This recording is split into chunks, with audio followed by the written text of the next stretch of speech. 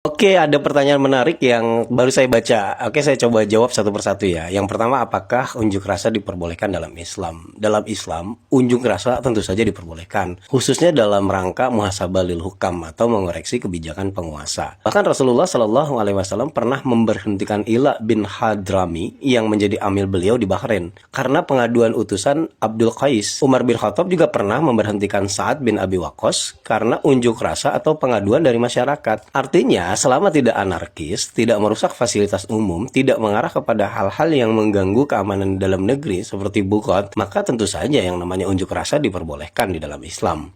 Yang kedua, cara memilih seorang khalifah bagaimana? Apakah sama dengan pemilihan umum?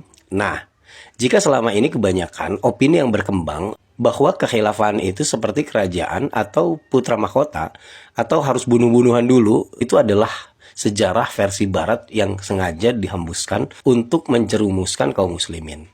Dalam proses pengangkatan seorang khalifah, ada yang namanya intikhob atau pemilihan.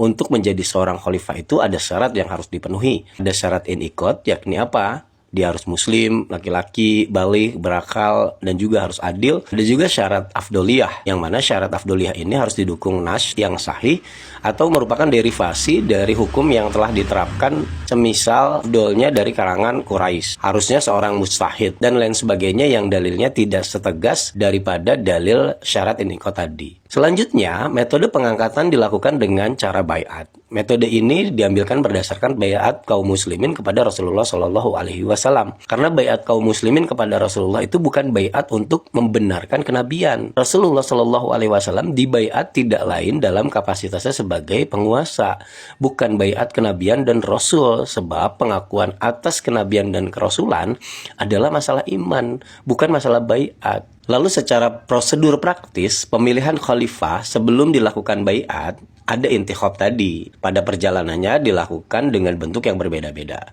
Misalkan pasca wafatnya Rasulullah SAW. Saat itu sebagian kaum muslimin berdiskusi di Saqifah Bani Sa'idah untuk kemudian mencalonkan Sa'ad, Abu Ubaidah, Umar, dan Abu Bakar. Namun Abu Ubaidah dan Umar bin Khattab tidak rela bersaing dengan Abu Bakar. Sehingga akhirnya mereka mengalah dan terpilihlah Abu Bakar untuk dibaiat. Lalu ketika Abu Bakar merasa bahwa sakitnya akan mengantarkan pada kematian. Sementara waktu itu kaum muslimin dihadapkan dengan peperangan besar melawan Persia dan Romawi. Abu Bakar kemudian mengumpulkan kaum muslimin untuk dimintai pendapat mereka perihal siapa khalifah selanjutnya sepeninggal beliau. Akhirnya berdasarkan mayoritas pendapat kaum muslimin, Abu Bakar mengangkat Umar bin Khattab untuk dicalonkan menjadi khalifah selanjutnya.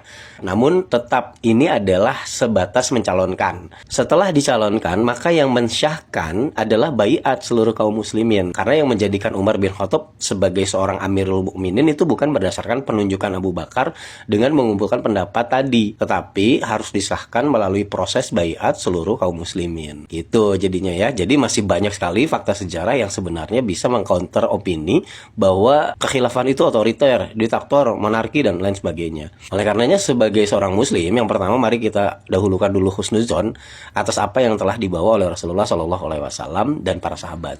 Yang kedua, jangan mudah percaya dari sejarah yang disajikan oleh orang barat atau orang-orang yang belajarnya dari barat. Ya pasti akan mendistorsi sejarah itu sendiri. Wallahu a'lam bishawab.